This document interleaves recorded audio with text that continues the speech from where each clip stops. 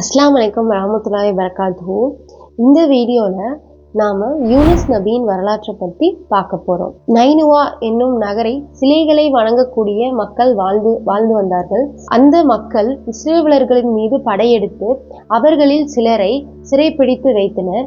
இஸ்ரேலர்களை மீட்டெடுக்க யூனுஸ் நபி நைனுவா செல்கிறார். நைனுவாவை இப்னுல் இர்ஷா என்ற ஒரு அரசன் ஆண்டு வந்தான். அந்த அரசரிடம் யூனுஸ் நபி தான் இஸ்ரேலர்களின் நபி என்றும் அவரிடம் 3 கோரிக்கைகளை விடுத்தார். ஒன்று, சிலையை வணங்கக்கூடாது. இரண்டாவதாக, அல்லாஹ் ஒருவனே, அவனை மட்டும்தான் நாம் வணங்க வேண்டும் என்றும், மூன்றாவதாக இஸ்ரேலர்களை விடுவிக்க வேண்டும் என்றும் கூறினார்.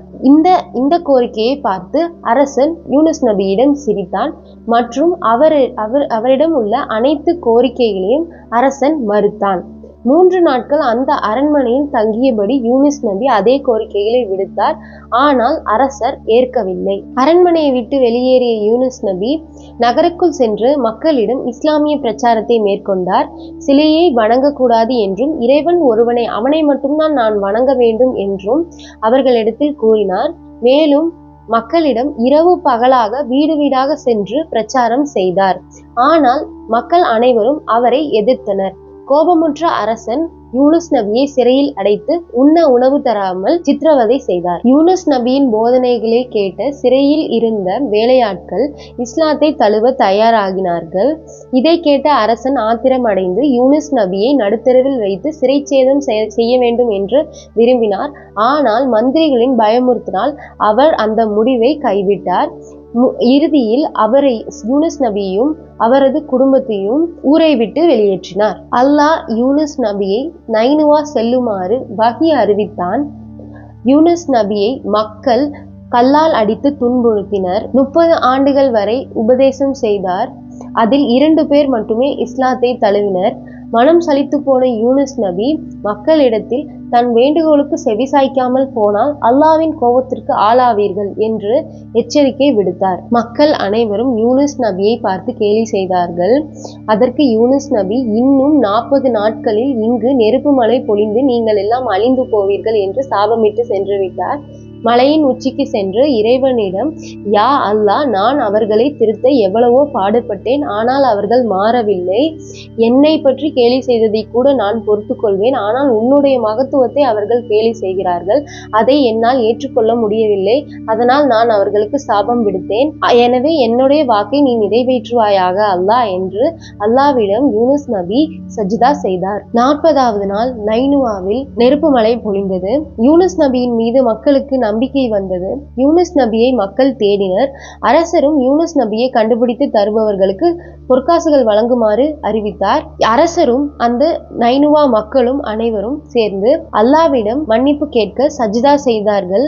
அல்லாஹ்வும் அவர்களை மன்னித்து நெருப்பு மலையை நிறுத்திவிட்டான். மீண்டும் தென்றல் காற்று வீசியது. நைனுவா மக்கள் அனைவரும் சிலையை உடைத்துவிட்டு அல்லாஹ்வை வணங்க ஆரம்பித்து விட்டனர். நைனுவாவின் இந்த மாறுதல் யூனுஸ் நபிக்கு தெரியாது. நைனுவாவை நோக்கி சென்ற யூனுஸ் நபி மக்கள் அனைவரும் சந்தோஷமாக இருப்பதை பார்த்து அதிர்ச்சி அடைந்து தான் கேட்ட துவாவை அல்லாஹ் ஏற்கவில்லை என்று மனம் வருந்தினார். மனம் வருந்தி யூனுஸ் நபி சென்ற போது வழியில் ஒரு கடல் தெரிந்தது. அங்கு ஒரு கப்பல் தயாராக இருந்தது. வேறு ஏதாவது நாட்டிற்கு சென்று விடலாம் என்று அந்த கப்பலில் ஏறினார் யூனுஸ் நபி. ஆனால் அந்த கப்பல் நடுக்கடலில் நின்றது. மாலுமி அந்த கப்பலை பரிசோதித்து பார்த்தார். ஆனால் அந்த கப்பலுக்கு எந்த பிரச்சனையும் இல்லை. அந்த காலத்தில் எல்லாம் ஒரு மரபு இருக்கிறது. எஜமானரை எதிர்த்து யாராவது ஒருத்தர் இந்த கப்பலில் ஏறி இருந்தால் அந்த கப்பல் நடுக்கடலில் நிற்கும். அங்கிருந்த மாலுமி, எஜமானுக்கு கட்டுப்படாதவர்கள் யாராவது இந்த கப்பலில் உள்ளனரா என்று கேட்டார். அதற்கு யூனுஸ் நபி, நான் தான் என் எஜமானின் கட்டளையை மீறி அவனது அனுமதியின்றி இங்கு வந்துள்ளேன் என்றார். அதற்கு அங்கிருந்த அனைவரும், இவரை பார்த்தால் இறைநேசர் போன்று தெரிகிறது, இவர் இந்த மாதிரி தவறு செய்திருப்பாரா என்று அவர்களுக்குள் பேசிக்கொண்டனர். ஆனால் யூனுஸ் நபி, வேண்டுமென்றால் நீங்கள் சீட்டு குலுக்கி பாருங்கள் என்றார்.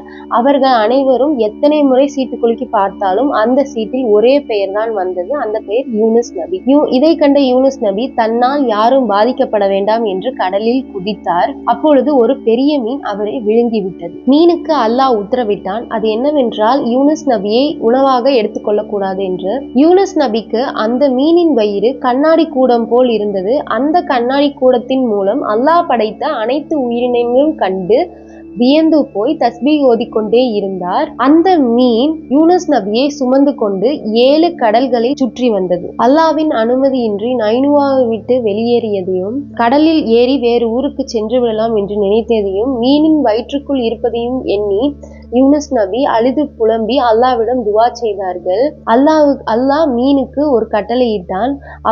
யூனுஸ் நபியை கடற்கரையோரமாக கக்கி விடும்படி கூறினான். அவர்கள் கொடிய சூட்டின் காரணமாக அவரின் தலைமுடியும் மற்றும் தாடி முடியும் உதிர்ந்து போயிருந்தன. அல்லாஹ் அவருக்காக அவரின் சூட்டை தணிக்க ஒரு சுரைக்காய் செடியை முளைத்திட்டான் மற்றும் அவருக்கு ஒரு உணவு அளிக்க காலையிலும் மாலையிலும் ஆடு பால் கொடுத்தது. 40 நாட்களும் கழிந்தது.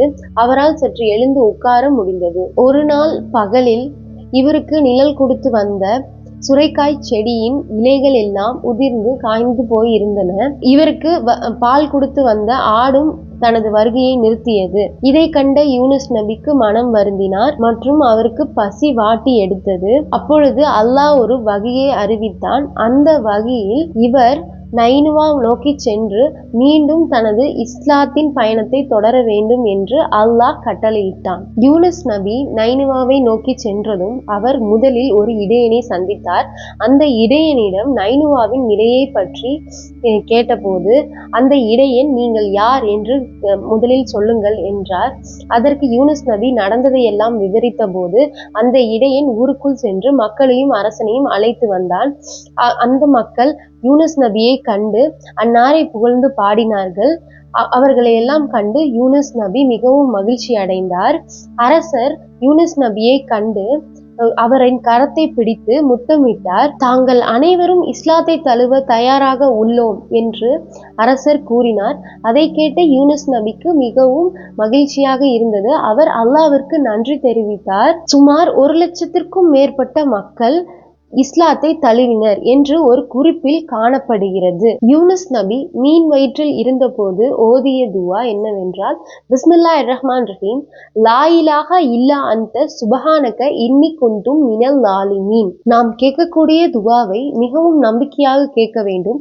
நிச்சயமாக ஒரு நாள் அல்லாஹ் நமது துவாவை நிறைவேற்றுவான். மீண்டும் அடுத்த வீடியோவில் சந்திப்போம். அஸ்ஸலாமு அலைக்கும் வரஹ்மத்துல்லாஹி வபரகாத்துஹு.